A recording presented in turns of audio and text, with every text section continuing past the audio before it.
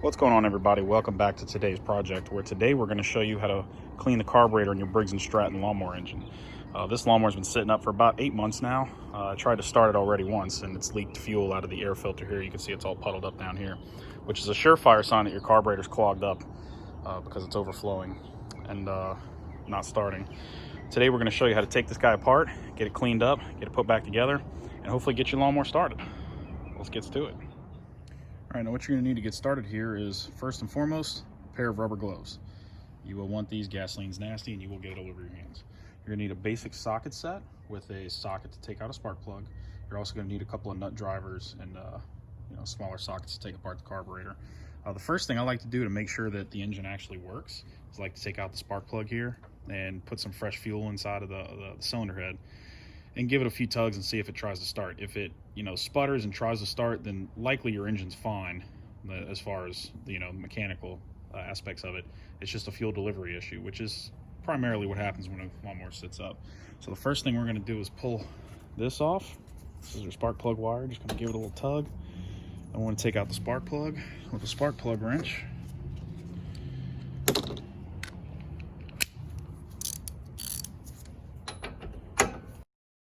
Oh, that's a nasty spark plug. I'm going to change that as well. What I like to do is take a little bit of fresh fuel. I have some in this cup here. I like to put some in this little syringe and just try to get a little bit of fuel directly into the cylinder, and then put the spark plug back in, and then snap this back on. We're going to try to start it. All right, so now that we got our mower on the ground, I'm going to try to start it and see if it tries to come to life.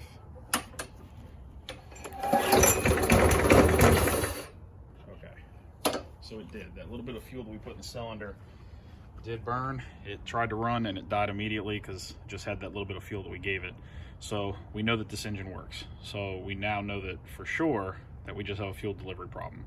So we're going to take this apart further and clean the carburetor.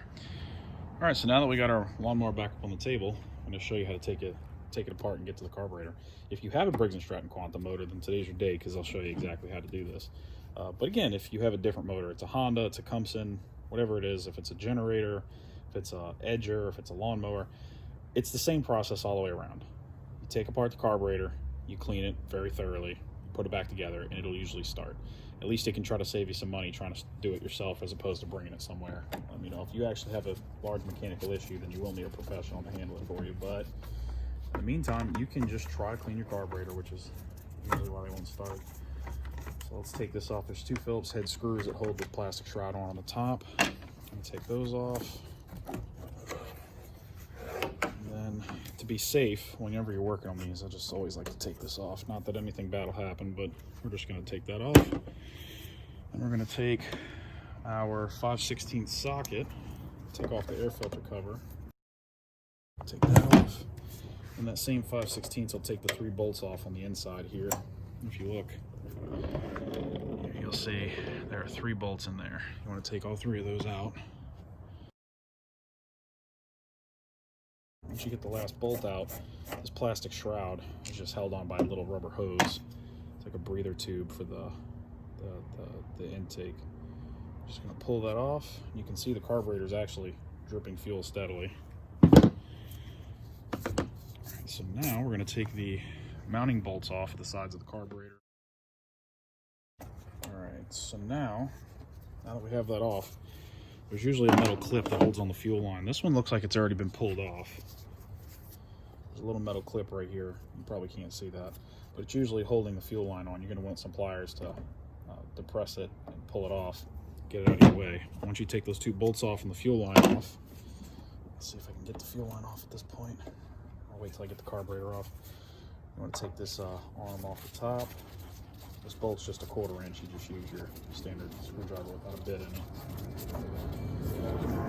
And then once you get this top bolt loose, just kind of pull this out the way and start to pull the carburetor loose. Now the carburetor is going to be held on by this S linkage. To get him off, you'll have to twist the carburetor. So I'm going to probably take off the fuel line first, so I can actually twist the carburetor a little bit. Once you get the fuel line out of your way, you're going to just pull pull down on the carburetor and turn it, and you'll get it past that S hook, and now that's off. And like I said, fuel is going to go everywhere. It's going to make a mess. So get you a rag and soak that up, or catch it with a jar or a cup or something. All right, now we're going to go to the workbench, and I'll show you how to take apart the carburetor and clean that up. All right, so now that we've got our carburetor on the workbench, we're going to go ahead and take that guy apart. These Briggs and Stratton Quantum carburetors take a 1/2-inch socket on this bolt on the bottom. That's how we're going to take it apart. This is, I already loosened it, so we're going to go ahead and just take it apart by hand.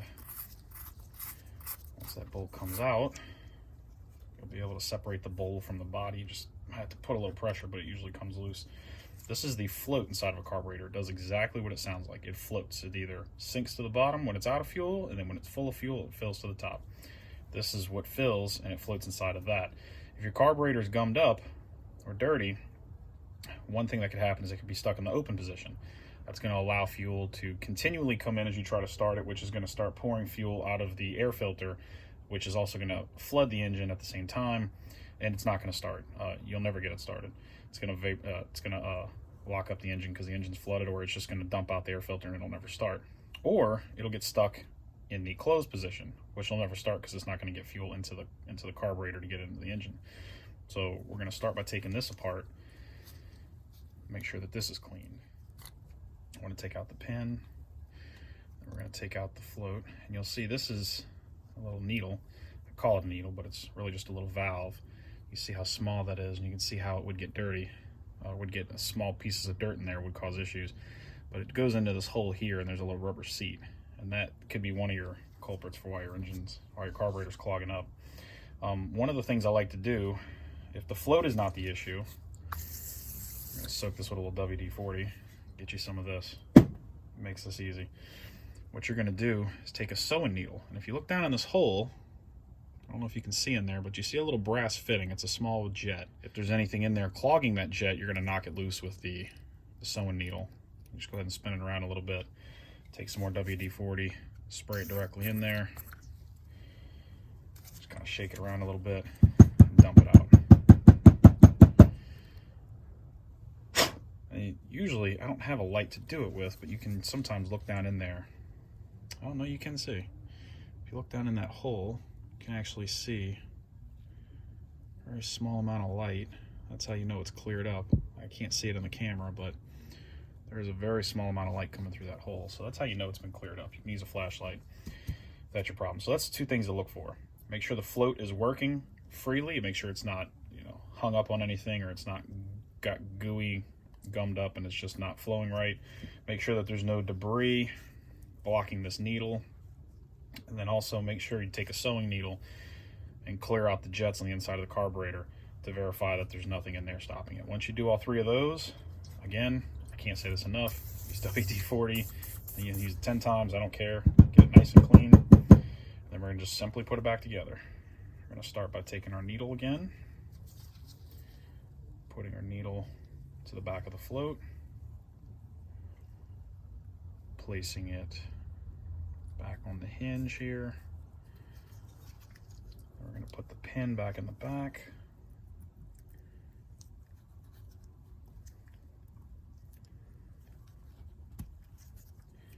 Push the pin all the way through. And before we put it together, see, my gloves are filthy, so I'm getting debris all over the stuff. I'm going to rinse it all off with WD-40 to make sure I don't let any of that stuff get inside of it. And take your bowl, make sure the bowl is nice and cleaned out as well. There's some debris in there. Kind of shake it around. Tap that out, wipe it out with a rag, whatever you got to do. That's just rust, that's not debris. So we're going to put that back on. Put our bolt washer on. And we're going to put the bolt back on the socket. And that really should be it. The carburetor should now work. Now, if you have a little small bit of compressed air, you can also blow out some of the parts in there. Sometimes they get junk in there as well. It's a good way to do it too. But WD-40 usually does it just fine. So now we're going to go put it back together and see if it starts. All right, we're back outside. We're going to get the carburetor put back on. We're going to start with our, what size did I say this was? So 3/8. We'll get our 3/8 bolts. Right here with the socket. Now, it's a little bit of a challenge to take this apart, but it's a little easier to put it back together. Take that S linkage just like you took it off. You're going to slide it through the hole with the carburetor sideways. Turn it up like that. That is now on. At this time, I would probably just go ahead and slide on the fuel line too. Probably see the clip this time.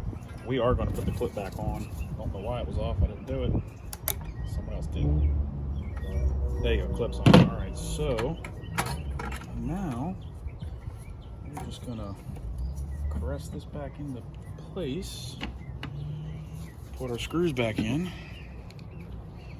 Don't worry, I will fast forward a lot of this, so you're not having to watch the screwdriver turning throughout this whole video. We're gonna go for the top bolt next on this guy.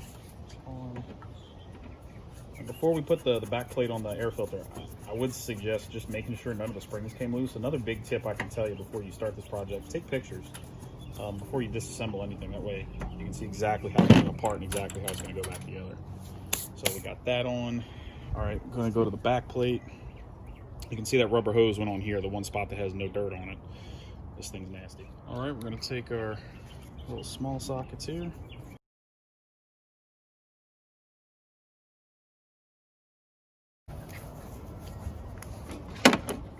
Yeah, don't mind the puppers running around. Put the air filter back on. All right, take your Phillips head. The last step, putting this cover back on. Fresh fuel only. Don't use that gas can that's been sitting in your shed for 6 months as long as the lawnmower has. Recycle it. Oh, and don't make the mess I just made. And don't forget, before you try to start it, I'll snap this guy back on. All right, now that we got her down on the ground, let's give it a shot and see if it fires up.